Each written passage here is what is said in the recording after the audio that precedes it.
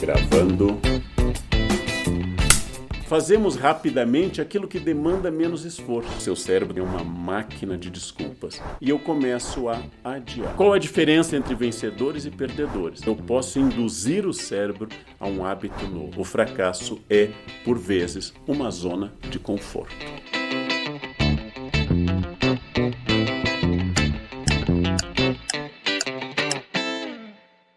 Prazer carnal. Não adie as mudanças. Muitas vezes disseram isso a você. Todo final de ano, todas as pessoas praticamente fazem promessas de ano novo. Eu vou emagrecer, eu lerei mais, eu guardarei mais dinheiro, visitarei mais meus amigos, participarei mais de vida social, eu terei mais empreendimentos, etc, etc. Aí vem o dia 1º de janeiro, ressaca, dia 6 de janeiro, dia de Reis, o ano começa, vem carnaval, eu ainda penso depois do carnaval. E por fim, o ano se torna igual.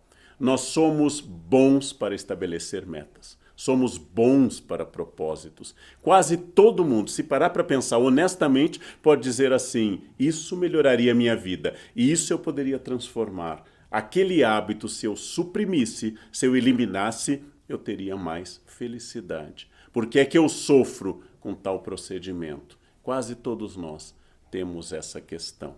Então, o que há entre o dia 31 de dezembro e o resto do ano?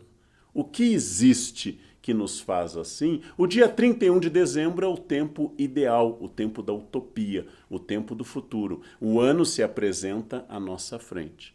Quando chega o ano real, o amanhecer do dia 1º de janeiro, começa o mundo não mais ideal, mas o mundo cotidiano, o mundo do trabalho, do estudo, o mundo da família, o mundo das incomodações, o mundo do desgaste, do cansaço. E eu começo a adiar. Os americanos usam muito, nós um pouco menos, uma palavra bastante sofisticada: procrastinar. Quem é o procrastinador?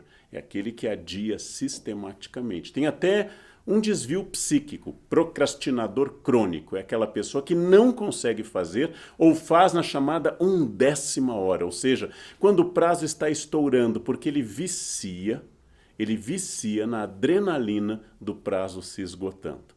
É aquela pessoa que entrega o imposto de renda faltando 15 minutos para a Receita fechar o site.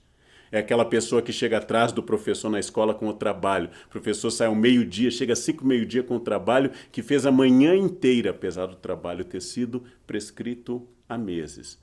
É aquela pessoa que deixa para pagar o boleto faltando 5 minutos para o banco fechar ou pouco para o sistema bancário se encerrar. O procrastinador vicia na adrenalina daquilo que é adiado. Em primeiro lugar, existem indicações para a gente conseguir combater. Em casos graves de procrastinação crônica, o ideal é procurar um profissional que vai notar em você quais são os gatilhos com os quais você adia o que deve fazer. O procrastinador crônico tem defesas contra a ideia estratégica de fazer a tempo ou até antes do tempo. O procrastinador crônico tem uma doença que o defende disso. Por isso que um bom profissional da área de psicologia, psicanálise, é aquele que vai lhe indicar quais são seus mecanismos internos de defesa, mecanismos que fazem você acabar se comportando de uma forma errática, de uma forma de procrastinação. Então, se o seu caso é grave, se você faz isso sistematicamente, se você já foi punido financeiramente, já perdeu prazos, já fez tantas coisas que isto se tornou um problema e não consegue resolver, a minha indicação é: procure um profissional. Em todos os casos graves de transtornos obsessivos compulsivos, toques, etc., o ideal é um procrastinador procurar um profissional. Mas vamos falar não dos casos graves que demandam a atenção de um psicólogo, de um psicanalista. Vamos falar dos casos comuns. Quase todos nós adiamos um pouco aquilo que não queremos fazer ou que não nos causa muito prazer. Damos mais um tempinho na cama, adiamos uma limpeza, mas fazemos rapidamente aquilo que demanda menos esforço. Maratonar uma série, por exemplo. Com tudo isso, é preciso insistir que eu devo estabelecer metas realistas e não muitas. O cérebro se acostuma com o fracasso. Estabeleci 15 metas de ano novo, não cumpri nenhuma, o cérebro vai lhe dizer, com o passar dos anos, que aquelas metas são falsas, tanto faz o que você fica comprometido, que não vai cumprir nenhuma, então o cérebro nem se esforça para fazer uma coisa assim. Seu cérebro é uma máquina que pode ser parcialmente programada. Então eu recomendaria, em primeiro lugar, metas realistas. Vai perder peso? Não estabeleça chegar em 1 ou 2 meses a forma perfeita. Estabeleça uma meta realista. E quando você atingir essa meta realista, no mês de janeiro, eu quero perder 2 quilos, e eu atingir, você comunica a você mesmo que você atingiu uma meta, que você é uma pessoa que cumpre essa disposição, que você pode agora, no mês de janeiro, estabelecer mais uma meta. Nada de estabelecer o corpo perfeito em 15 dias ou em 30 dias. Metas mais realistas. Nada de dizer que neste verão você vai aprender inglês fluente. Nada de dizer que você vai resolver nos próximos 15 dias todos os seus problemas de redação em português. Nada de falar que daqui até segunda-feira você vai dominar perfeitamente aquele software que você fica enrolando há tanto tempo. Estabeleça metas realistas. É melhor menos cumprido e mandando ao cérebro a mensagem e recompensando a você mesmo por ter atingido a sua meta do que estabelecer metas ousadíssimas, vastas, que você nunca vai conseguir e vai se acostumando com o fracasso, porque o fracasso vicia. O fracasso é algo que permite que eu não faça mais nada. Eu não dei certo mesmo.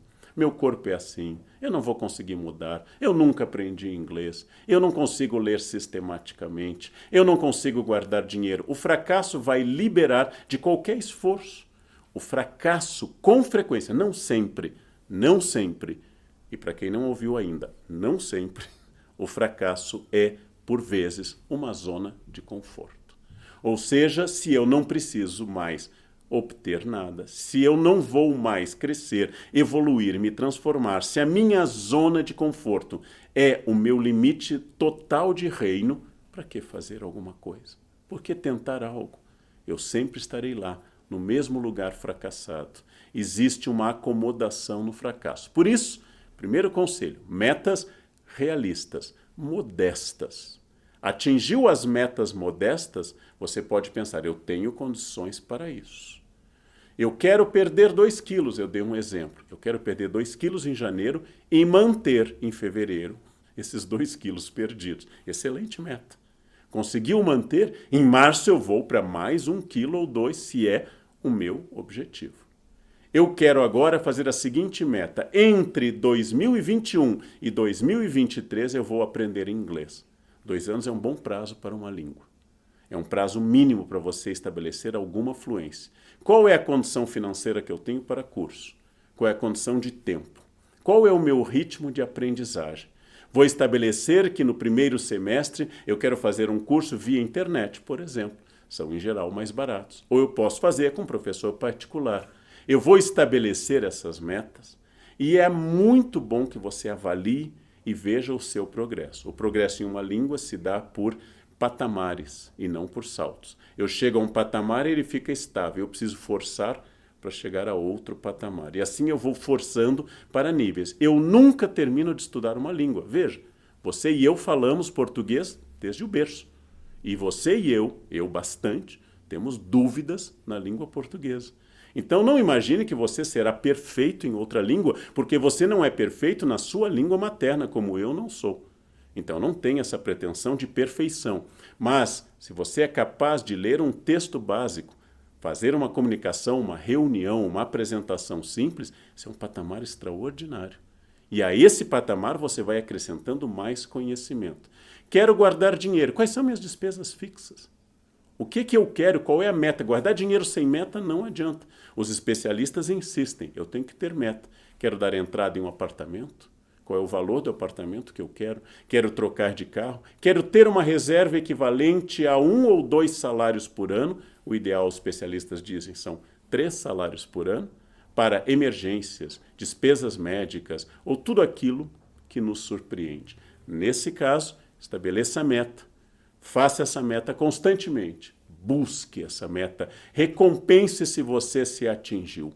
Ou seja, se você se atingiu, aqui significa, se você atingiu aquilo que você determinou. Por isso eu estou usando nessa forma estranha. Você se atingiu, você atingiu o seu próprio patamar, excelente. Estabeleça a seguinte meta: eu posso ler todos os dias por 15 minutos. Todo mundo tem 15 minutos durante o dia. E quem lê 15 minutos por dia vai criando um mecanismo cerebral que vai se afeiçoando ao hábito. O hábito, diz Aristóteles, é uma segunda natureza. O hábito pode ser mudado pelas pessoas. O hábito resiste, mas o hábito pertence àquele que o criou, o seu cérebro. E você pode então estabelecer um novo hábito. É claro que o seu cérebro também é uma máquina de desculpas. O primeiro dia você leu 15 minutos, o segundo você se entusiasmou, leu meia hora, no terceiro você arrebentou a boca do balão, leu uma hora inteira, maravilhoso. No quarto dia você está cansado e o seu cérebro, já que ontem eu li uma hora, hoje eu não vou fazer. Não faça isso. Estabeleça uma meta modesta, 15 minutos por dia. Quantas páginas você lê em 15 minutos? Qual é o texto que você vai começar? Se é literatura, pegue um conto. Se é romance, escolha um romance agradável e insista. Vá até o fim, anote as suas dúvidas, pense no que você leu. No dia seguinte, retome suas anotações feitas no computador, ou à mão no livro, ou se foi virtual, ou se foi papel real. E assim você vai criar o hábito da leitura. Só são permanentes as mudanças determinadas pelo hábito. Só são permanentes as mudanças que você insiste. Não adianta amanhã ler a tarde toda. Não adianta no próximo sábado sentar e estudar 8 horas de inglês. Isso é inútil, isso é uma fantasia e vai reforçar a procrastinação. O que é deixar de lado a procrastinação? É estabelecer o que eu quero, saber que você é protagonista da sua vida, que seu cérebro é uma máquina de produção de desculpas, que você tem que lidar com isso e seu cérebro vai mandar a mensagem: hoje está frio, hoje está quente, eu não consegui dormir direito, hoje eu estou cansado, essa noite foi ansiosa, hoje eu tenho um dia pesado. Seu cérebro vai ser uma máquina de produção, porque nosso cérebro foi treinado para que a gente fique no canto da caverna, descansando, até a próxima ocasião que a fome me obrigue a sair da caverna. Seu cérebro não é empreendedor, seu cérebro não é otimista, seu cérebro não é prático, seu cérebro quer que você descanse. Seu cérebro é uma máquina inteligente que quer que você coma o máximo possível, fique num canto dormindo o máximo possível para conservar energia, porque durante milhões de anos, quem fez isso sobreviveu. E aqueles que saíam pelos campos felizes eram devorados pelo tigre de dentes de sabre, ou morriam de fome, ou não conseguiam chegar até a próxima caçada ou coleta de raízes e sementes. Então, seu cérebro foi treinado assim. Eu posso fazer diferente. O cérebro responde muito bem ao hábito. Isso já foi demonstrado de várias formas. O cérebro adora o hábito e eu posso induzir o cérebro a um hábito novo. Então, metas realistas, insistência em consegui-las, criar o hábito, transformar a situação atual, recompensas caso eu consiga.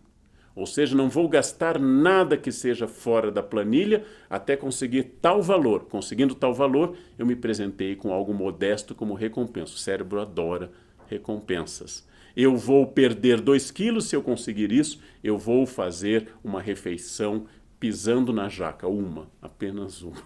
E depois eu vou continuar com essa meta. O cérebro adora tudo isso. E as grandes metas são atingidas com mudança de comportamento e não com mudança de horário de um dia. Qual a diferença entre vencedores e perdedores?